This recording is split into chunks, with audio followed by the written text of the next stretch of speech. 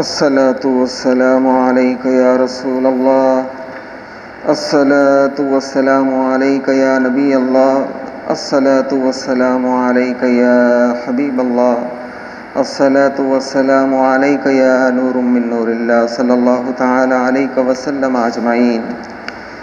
پچھلی فصل میں مولائے کائنات کی خارجیوں سے جنگ کے متعلق ذکر کیا گیا، اور اس کے بعد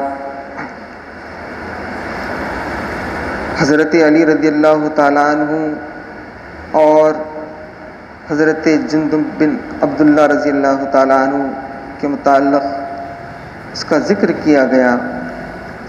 اب اس فصل میں حضرت سیدنا علی المرتضیٰ رضی اللہ تعالیٰ عنہ کی اس جنگ کا ذکر اور اس کے بعد کا ذکر۔ سیدنا حضرت علی رضی اللہ تعالیٰ عنہ نے فرمایا کہ فتح کی خبر، جیت کی خبر کوفے میں کون پہنچائے گا؟ ابن ملجم نے کہا کہ امیر المومنین میں پہنچاتا ہوں۔ تو حضرت نے فرمایا کہ جاؤ تم اپنا کام کرو۔ فتح کی خوشی میں ہر ایک نے کچھ نہ کچھ تحفہ پیش کیا۔ ابن ملجم نے بھی ایک قیمتی تلوار پیش کی۔ سیدنا حضرت علی مرتضیٰ رضی اللہ تعالیٰ عنہ اس سے منہ پھیر لیتے ہیں اور اس کا قیمتی تحفہ قبول نہ فرماتے ہیں۔ ابن ملجم نے تنہائی میں کہا کہ امیر المومنین، آپ نے سب کے تحفوں کو قبول فرمایا، میرا تحفہ کیوں قبول نہ فرمایا؟ حالانکہ میں نے وہ تلوار پیش کی جس کی عرب میں نظیر نہیں۔ مولائے کائنات فرماتے ہیں کہ میں تجھ سے یہ تلوار کیسے لوں جبکہ اسی تلوار سے تو اپنا مقصد مجھ سے حاصل کرنے والا ہے۔ یہ سنتے ہی ابن ملجم زمین پر گر کر تڑپنے لگا اور عز و انکساری سے عرض کیا کہ یا امیر المومنین، آپ میری نسبت ایسا خیال نہ فرمائیں، میں آپ کے عشق میں وطن اور گھردار چھوڑ کر آپ کے قدموں میں پڑا ہوا ہوں۔ مولائے کائنات حضرت علی رضی اللہ تعالیٰ عنہ نے فرمایا ہونے والی بات ہے، کیا کیا جائے؟ ابن ملجم نے کہا کہ امیر المومنین، آپ کے سامنے کھڑا ہوں، میرے دونوں ہاتھ کاٹنے کا حکم دیں۔ مولائے کائنات رضی اللہ تعالیٰ عنہ نے فرمایا کہ ابھی کوئی ایسی بات ہوئی بھی نہیں، میں کیسے قصاص کا حکم دوں؟ مگر مخبر صادق، سچی خبر دینے والے آقا صلی اللہ تعالیٰ علیہ وسلم نے جو خبر دی وہ سچ ہونے والی ہے۔ حضرت علی رضی اللہ تعالیٰ عنہ کے قاتل ابن ملجم نے ایک عورت سے عشق کی وجہ سے حضرت کو شہید کیا۔ اس عورت کی مناسبت سے اس فصل میں اس باب میں ابتداءً بطور تمہید ہر عورت سے نفع اور اس کا نقصان اور ضرر کو، اور اس کے بعد ابن ملجم کے عشق اور حضرت کے شہید کرنے پر آمدگی کو بیان کیا گیا۔ بعض چیزیں ایسی ہیں جیسے زہر، شراب، سیندی وغیرہ، اور بعض چیزیں مثل سانپ کے زہر بھی ہیں اور تریاق بھی ہیں۔ اللہ تبارک و تعالیٰ کا دوست ایسی چیزوں سے تریاق لیتا ہے اور شیطان کا دوست زہر لیتا ہے۔ ان چیزوں میں جو زہر اور تریاق ہے اس میں سے ایک عورت بھی ہے۔ عورت زہر بھی ہے اور عورت تریاق بھی۔ عورت کا زہر عورت کے لیے، اور عورت ہی کی سن کر مرد وہ کام کر گزرتا ہے جس سے دین برباد ہو جاتا ہے، نہ کرنے کے گناہ کر ڈالتا ہے۔ عورت ہی کے خاطر حرام کمائی میں مبتلا ہو جاتا ہے۔ عورت ہی کی وجہ سے نہ اللہ تبارک و تعالیٰ کا خیال رہتا ہے، نہ رسول اللہ صلی اللہ علیہ وسلم کا خیال۔ عورت ہی کی فرمائش پوری کیے بغیر چین نہیں آتا۔ اب عورت کا تریاق کیا ہوتا ہے؟ عورت کی وجہ سے آنکھ اور دل کی حفاظت ہوتی ہے۔ جس کو عورت نہ ہو وہ بد نظری میں ضرور مبتلا ہوگا، اگرچہ کہ اپنی شرمگاہ کو بچائے مگر دل کو شہوت کے وساوس سے یعنی وسوسوں سے نہیں بچا سکتا۔ نماز پڑھ رہا ہے، دل میں وہ خطرات آ رہے ہیں، وہ وسوسے آ رہے ہیں کہ کسی کے سامنے کہتے ہوئے شرم آ جائے۔ جس طرح مخلوق زبان کی باتیں سنتی ہیں، اسی طرح اللہ تبارک و تعالی دل کی باتوں کو سنتا ہے۔ کتنی شرم کی بات ہے کہ اللہ تبارک و تعالی کے سامنے کھڑے ہیں اور جمع کی باتیں کر رہے ہیں۔ عورت رہنے سے ایسے خطرے دل میں نہیں آتے، یہ عورت کا تریاق ہے۔ عورت خانہ داری کے امور سنبھال لیتی ہے، مرد کو دینی دنیاوی امور طے کرنے کی فرصت ملتی ہے، یہ بھی عورت کا ایک تریاق ہے۔ عورت کے زہر سے بچاؤ۔ سید عالم رسول اللہ صلی اللہ علیہ وسلم کا ارشاد ہے کہ عورت سے نکاح یعنی شادی ان چاروں وجوہات کی بنا پر کیا جائے: مال، جمال، حسب اور دین۔ تم عورت سے نکاح اس کی دینداری کو دیکھ کر کرو، مال، جمال، حسب کا خیال مت کرو۔ دیندار عورت سے تم کو تریاق ہی تریاق ملے گا، زہر نہیں ملے گا۔ اللہ تبارک و تعالیٰ کا دوست عورت سے تریاق لیتا ہے، شیطان کا دوست عورت کے زہر میں مبتلا ہو جاتا ہے۔ اگر آپ ایسا نمونہ دیکھنا چاہتے ہوں کہ شیطان جس کا دوست ہو، اللہ تبارک و تعالیٰ کا چھوڑا ہوا ہو، گمراہ ہو گیا ہو، دنیا کی کیچڑ میں اس کی شے پر لت پت ہو گئے ہو، نفس اور شیطان کا اس پر غلبہ ہو گیا ہو، اللہ تبارک و تعالیٰ کا کچھ خوف نہ رہا ہو، نفسانی خواہشات کے پیچھے پڑ گیا ہو، اس پر عورت کا زہر چڑھ گیا ہو، تو سنو وہ ابن ملجم ہے، وہ ابن ملجم شقی ہے، وہ ابن ملجم بدبخت ہے۔ ابن ملجم کی نسبت سید دو عالم صلی اللہ تعالیٰ علیہ وسلم نے فرمایا کہ علی، کیا میں بتلاؤں کہ لوگوں میں سب سے بڑا بدبخت کون ہے؟ حضرت علی رضی اللہ تعالیٰ عنہ نے عرض کیے کہ فرمائیے یا رسول اللہ صلی اللہ علیہ وسلم۔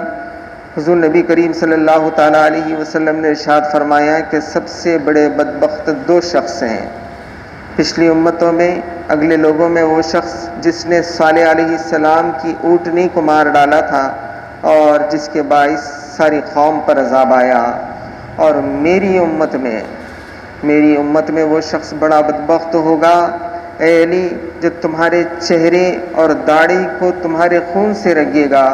فرما کر آپ نے اپنا مبارک ہاتھ حضرت علی رضی اللہ تعالیٰ عنہ کے سر اور چہرے مبارک پر پھیرا۔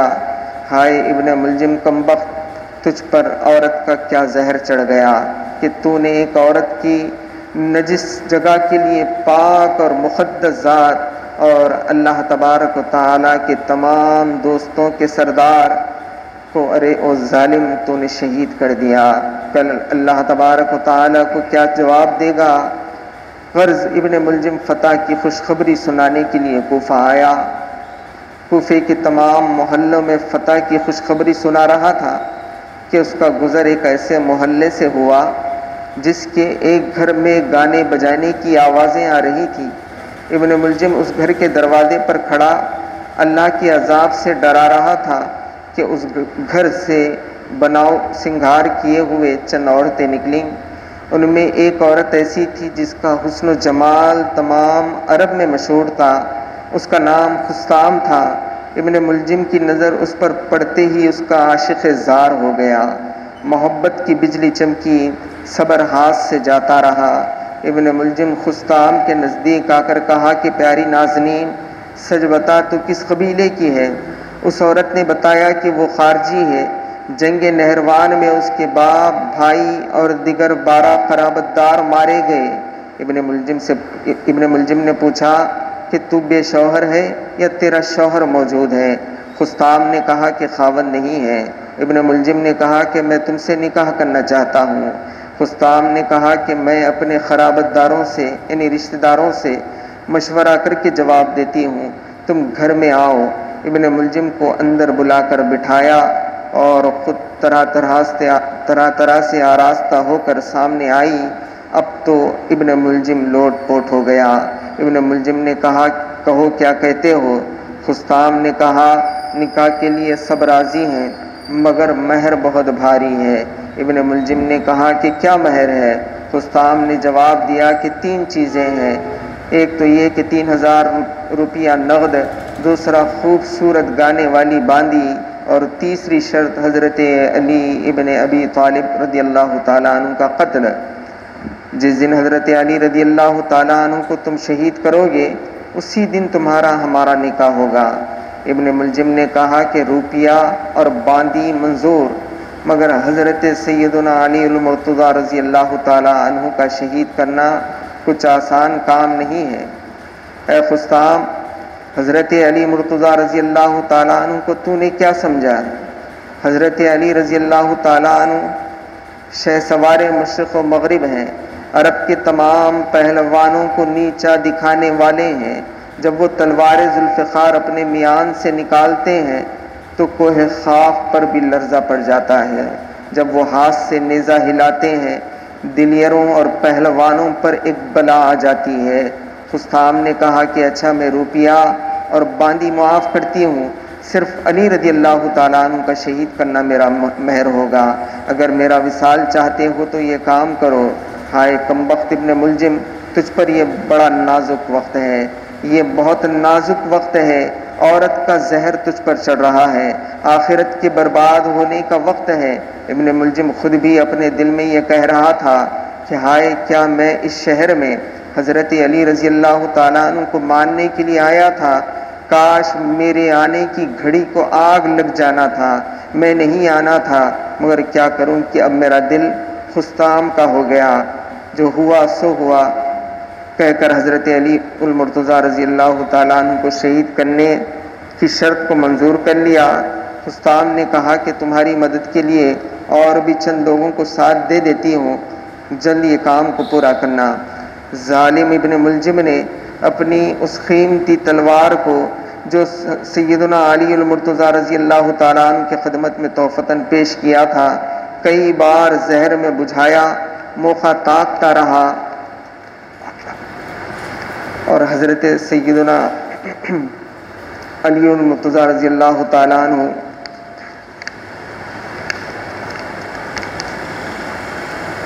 نے فتح و نصرت کے ساتھ جب آپ کوفے میں داخل ہو کر کوفے میں تشریف لائے اور بہت ہی بلیغ خطبہ ارشاد فرمایا، ممبر کے سیدھی طرف حضرت امام حسن رضی اللہ تعالیٰ عنہ ان سے ارشاد فرمایا کہ بیٹا، اس ماہ کی کتنے دن گزرے ہیں؟ شہزادہ حضرت امام حسن رضی اللہ تعالیٰ عنہ نے عرض کیا، امیر المومنین، ماہ رمضان المبارک کے 13 دن گزر چکے ہیں۔ بائیں طرف حضرت امام حسین رضی اللہ تعالیٰ عنہ ہیں۔ حضرت علی رضی اللہ تعالیٰ عنہ نے ان سے بھی فرمایا کہ بیٹا، اس مہینے کی کتنے دن باقی ہے؟ صاحبزادہ حضرت امام حسین رضی اللہ تعالیٰ عنہ نے عرض کیا کہ امیر المومنین، رمضان المبارک کے 17 دن باقی ہیں۔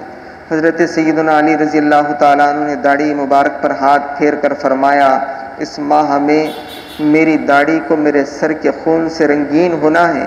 اس کے بعد آپ اس قدر روئے کہ داڑھی مبارک آنسوؤں سے تر ہو گئی، تمام مجلس بھی رونے لگی۔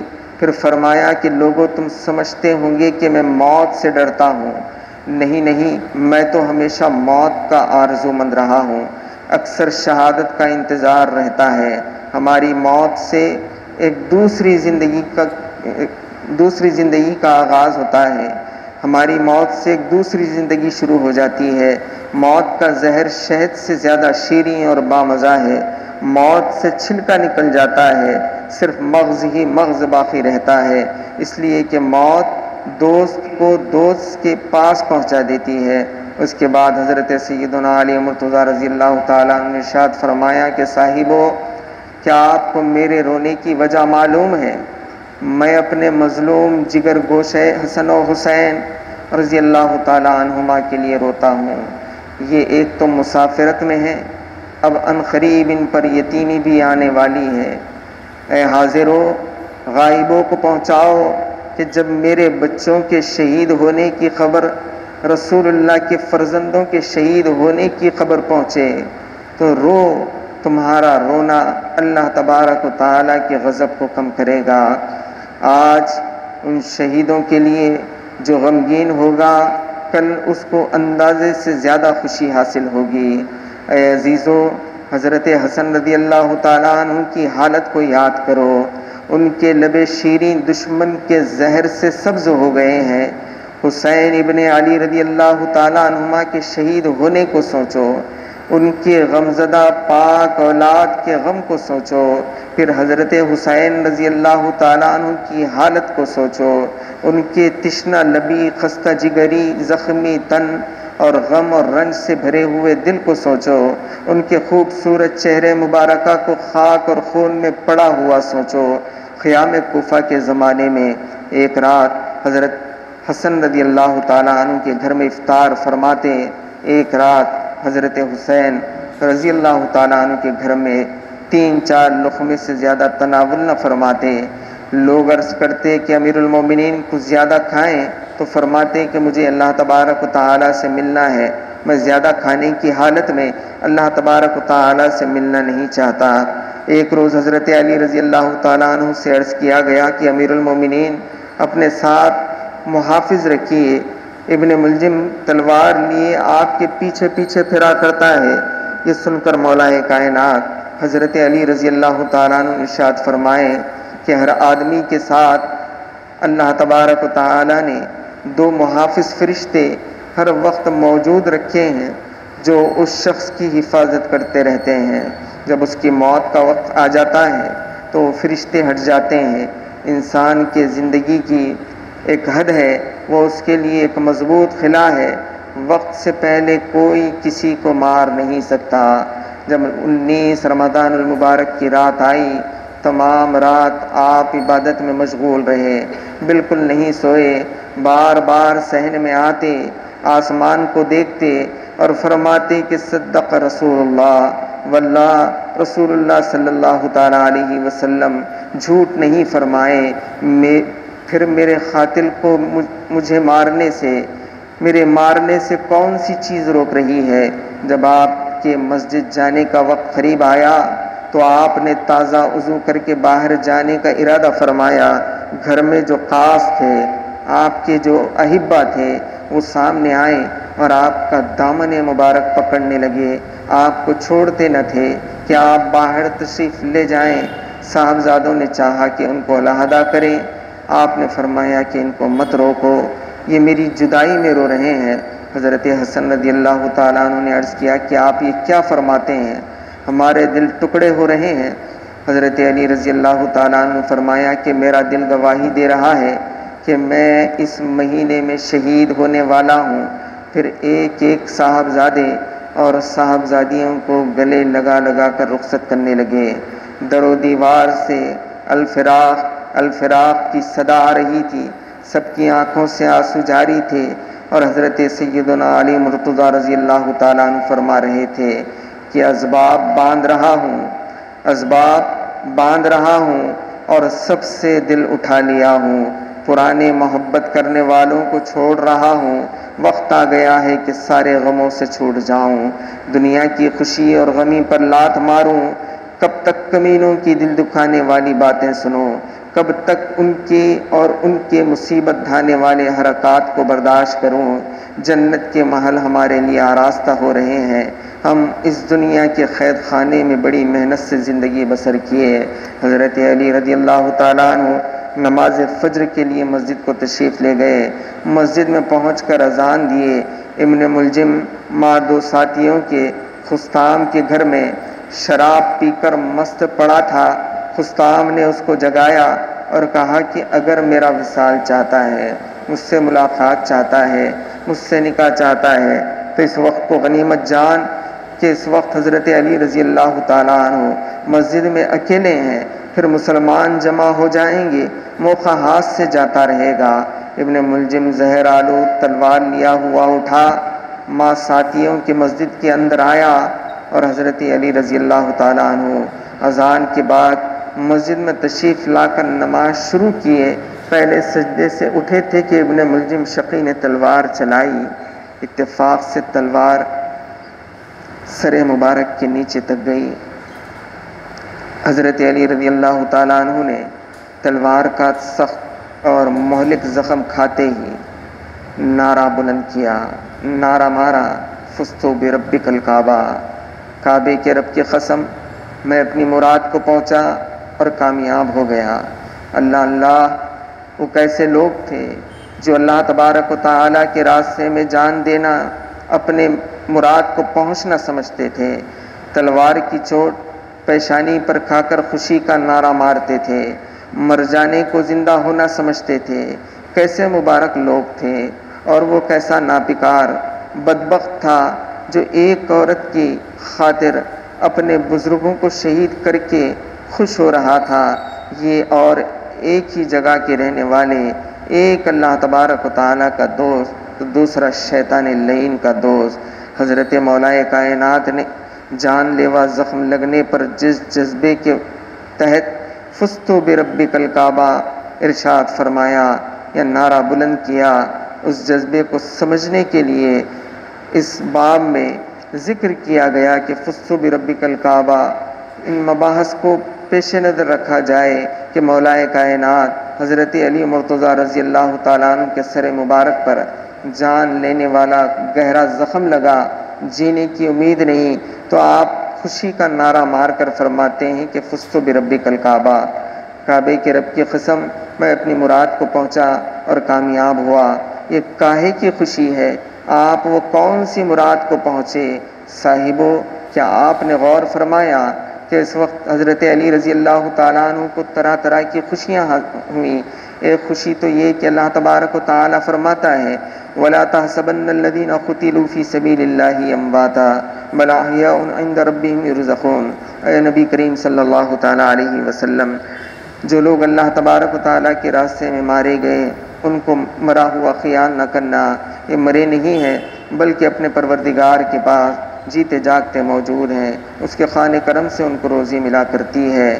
ایک اور جگہ اللہ تبارک و تعالیٰ ارشاد فرماتا ہے کہ مسلمانوں، تم اپنی حالت پر قیاس کر کے کہیں ہمارے جانثاروں کو مردہ کہنے لگو گے، وہ مرے نہیں ہیں، وہ تو زندہ ہیں۔ راہ خدا میں جان و مال نثار کرنے والے اور اپنی ہستی کو ہمارے واسطے خاک میں ملانے والے، کیا یہ ان کے برابر ہو جائیں گے جو خواہشات نفسانی میں آلودہ ہیں اور فانی زندگی میں جی رہے ہیں؟ ہرگز ہرگز برابر نہیں ہو سکتے، اس لیے تم ان کو زبان سے مردہ نہ کہو۔ حضرت علی رضی اللہ تعالیٰ عنہ کی خدمت مبارکہ میں جرہ کو پیش کیا گیا۔ اس وقت آپ کے زخم کو دور کرنے کے لیے ایک جرہ کو طلب کیا گیا اور مولا کائنات کی بارگاہ میں جرہ جو آپ کے زخم کو دور کرنے کے لیے آیا تھا، وہاں سے حضرت علی کرم اللہ وجہ الکریم فزتو بربک الکعبہ، ابن ملجم کی تلوار جب آپ کا سر پر پڑی، سر کاٹتے ہوئے بھیجے تک پہنچی تو کوئی دم میں جان بھی جاتی۔ یہ اہل عشق و محبت صرف حضرت مولا کائنات اور حضرت علی المرتضیٰ رضی اللہ تعالیٰ عنہ کو یہ وہ نعمت ملی، یہ وہ نعمت غیر مترقبہ ملی۔ اس کی خوشی میں آپ نے نعرہ بلند فرمایا کہ فزتو بربک الکعبہ، کعبے کے رب کی قسم میں اپنی مراد کو پہنچا۔ جب کسی کو کسی سے محبت ہوتی ہے تو وہ محبوب کے افعال اور اس کے کاموں پر راضی رہتا ہے۔ ایسا ہی اللہ تبارک و تعالیٰ کی قضا پر، اللہ تبارک و تعالیٰ کے حکم پر راضی رہنا محبت کا عمدہ پھل ہے۔ اسی لیے حضرت مولا کائنات حضرت علی رضی اللہ تعالیٰ عنہ کو جب کاری زخم لگا تو اس وقت آپ نے اپنے دل کو دیکھا، آپ نے اس کو رضا اور تسلیم کے مقام پر کامل پایا۔ آپ کو اس کی اتنی خوشی ہوئی کہ آپ نے پھر خوشی کا نعرہ مارا، فزتو بربک الکعبہ، کعبے کے رب کی قسم میں اپنی مراد کو پہنچا اور کامیاب ہو گیا۔ آہوزاری کا مزہ آدم سے پوچھ، آہوزاری کا مزہ آدم سے پوچھ، درد ذہن کے لطف کو مریم سے پوچھ۔ جنگلوں میں ٹھوکریں کھانے کا لطف اور پہاڑوں بیچ ٹکرانے کا لطف، فرش سے تا عرش پھرنے کا مزہ، پوچھ عیسیٰ موسیٰ و احمد سے جا، زخم کھا کر خاک و خوں میں لوٹ کر، جان دینا بے خطر باذوق تر، پوچھ ان سب کا شہیدوں سے ذرا، لذت و کیفیت و ذوق اور مزہ، زہر سے کلیجہ ٹکڑے ہونے کا لطف حسن سے پوچھ، کربلا کی ریت پر لوٹنے کا مزہ حسین سے پوچھ، ابن ملجم کی تلوار کھا کر سر کے ٹکڑے اڑنے، بھیجے کے پاش پاش ہونے کا لطف و مزہ حضرت علی رضی اللہ تعالیٰ عنہ سے پوچھو۔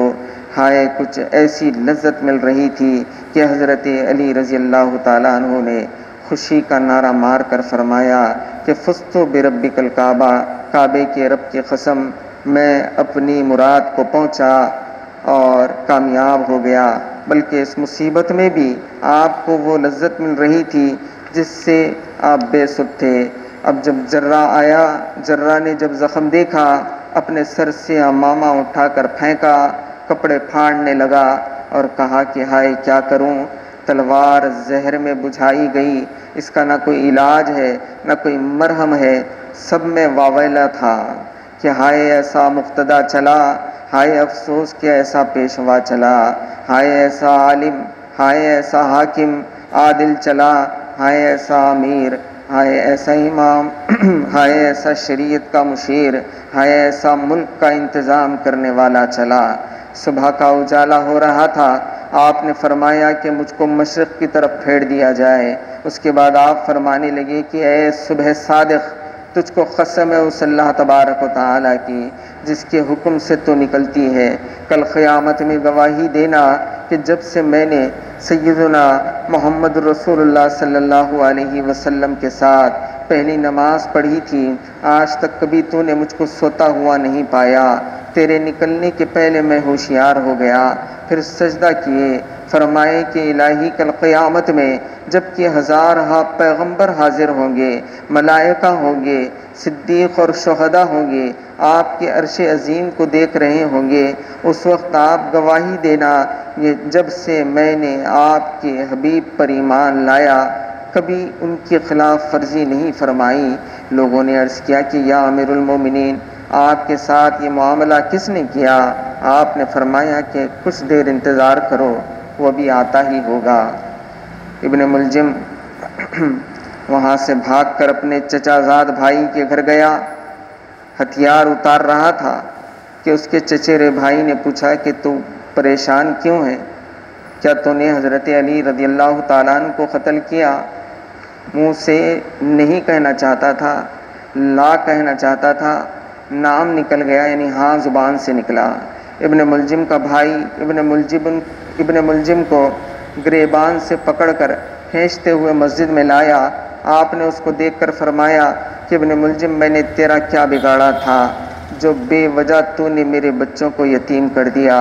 اس نے کہا کہ کیا کروں امیر المومنین، جو ہونا تھا وہ ہو گیا۔ حضرت نے فرمایا کہ اس کو قید رکھو، لوگوں یہ ہمارا مہمان ہے، اس کے لیے نرم بچھونا بچھاؤ، اچھے مزیدار کھانے کھلاؤ، ٹھنڈا پانی پلاؤ۔ صاحب و نبی کریم صلی اللہ تعالیٰ علیہ وسلم کے حکم کی کیا تعمیل تھی کہ جان جاتی ہے جائے مگر نبی صلی اللہ علیہ وسلم کے حکم کی آن نہ جائے۔ زخم سے زیادہ خون بہنے سے ضعف ہو گیا، کمزوری بڑھ گئی، پیاس بہت ہونے لگی، شربت بنا کر حاضر کیا گیا۔ آپ نے فرمایا کہ پہلے میرے قاتل مہمان کو شربت پلاؤ، میں بعد میں پیوں گا۔ جب وہ شربت ابن ملجم کے پاس لے گئے تو اس نے کہا کہ مجھے معلوم ہے کہ میرے لیے اس میں زہر ملایا گیا ہے، میں نہیں پیتا۔ مولائے کائنات سن کر رونے لگے اور فرمائے کہ کمبخت، تو بڑا بد نصیب ہے، بڑا بدبخت ہے۔ اللہ تبارک و تعالیٰ کی قسم، اگر آج تو میرے کہنے سے یہ میرا شربت پی لیتا تو کل قیامت میں حوض کوثر پر میں نہیں پیتا جب تک کہ تجھے پہلے نہ پلاتا۔ مگر میں کیا کروں کہ تو میرے ساتھ رہنا پسند نہیں کرتا۔ مسلمانوں، مولائے کائنات کی اخلاق کریمانہ کو غور سے سنو کہ آپ دشمن کے ساتھ بھی کس طرح اخلاق کا برتاؤ فرما رہے ہیں۔ ماہ رمضان المبارک کی 20 تاریخ تھی، آپ کی حالت زیادہ نازک ہو گئی، غشی آئی تو آپ کی صاحبزادی ام کلثوم رضی اللہ تعالیٰ عنہا رونے لگیں۔ صاحبزادی کی آواز سن کر آپ نے فرمایا کہ بیٹی خاموش رہو، اس وقت میں جو دیکھ رہا ہوں اگر تم دیکھو گی تو ہرگز رونے کا نام نہ لوگی۔ عرض کیا گیا کہ حضور اس وقت آپ کیا دیکھ رہے ہو؟ آپ نے فرمایا کہ بہت بڑی جماعت فرشتوں کی ہے، ان کے ساتھ تمام نبیوں کا قافلہ ہے، سب سے آگے قافلے سالار حضرت محمد رسول اللہ صلی اللہ علیہ وسلم ہے۔ مجھ سے فرماتے ہیں کہ علی خوش ہو جائیں، اب تم بڑے چین اور آرام میں بلائے جاتے ہو۔ اس کے بعد آپ نے کچھ وصیت فرمائی، من جملہ ان کی ایک یہ بھی تھی کہ ہمارا قاتل ایک وار چلایا ہے، اس لیے اس پر بھی قصاص میں ایک ہی وار چلانا، اور کچھ مشک نکالی، کچھ خوشبو نکالی، اور فرمائے کہ سیدنا محمد رسول اللہ صلی اللہ تعالیٰ علیہ وسلم کے وصال مبارک کے موقع پر اس مشک کو استعمال کیا گیا تھا، اسی میں بسایا گیا تھا، تھوڑی سی بچی ہوئی تھی، بطور تبرک میں نے آج کے لیے رکھ لی تھی، مجھے کفن دینے کے بعد میرے بدن پر مل دینا۔ پھر آپ نے فرمایا کہ گھر والوں اب ہم جاتے ہیں، السلام علیکم، اور حجرے کا دروازہ بند کروائے، اور تھوڑی دیر کے بعد اندر سے لا الہ الا اللہ محمد رسول اللہ کہنے کی آواز آئی۔ شہزادے بے چین ہو کر دروازہ کھولے، جب حجرے میں آئے دیکھے کہ حضرت مولا کائنات اللہ تبارک و تعالیٰ کی رحمت میں تشریف لے جا چکے۔ افسوس کہ دل کی راحت، جان کا آرام چلا گیا۔ کیا کہوں کہ شاہ زماں تمام جہاں کے قطب چلے گئے، ہر طرف تمام عالم کو غم نے گھیر لیا، اس لیے جو سراپا کرم ہی کرم تھے وہ ہمارے پاس سے چلے گئے۔ غیب سے آواز آتی ہے کہ سب باہر چلے جائیں، اللہ کے دوست کو اللہ کے پاس چھوڑ جائیں۔ پھر آواز آئی، حضرت محمد مصطفیٰ صلی اللہ تعالیٰ علیہ وسلم تشریف لے آئے، ان کے داماد شہید ہو گئے، اب اس امت کی نگہبانی کون کرے گا؟ غیب ہی سے اس کا جواب ملتا ہے، جو ان کی خصلت پر ہوگا، جو ان کی پیروی کرے گا۔ تھوڑی دیر کے بعد جب دروازہ کھولا گیا تو کیا دیکھتے ہیں کہ آپ کو غسل دیا جا چکا ہے، اور آپ غسل دیے ہوئے، کفن پہنے ہوئے تیار موجود ہیں۔ نماز پڑھائی گئی، تدفین عمل میں آئی، جوق در جوق لوگ آ کر ملتے اور پوچھتے کہ شہزادے آپ نے امیر المومنین کو کیا کیا، امام المتقین کو کہاں چھوڑا، صاحب ذوالفقار کہاں ہیں، شاہد دلدل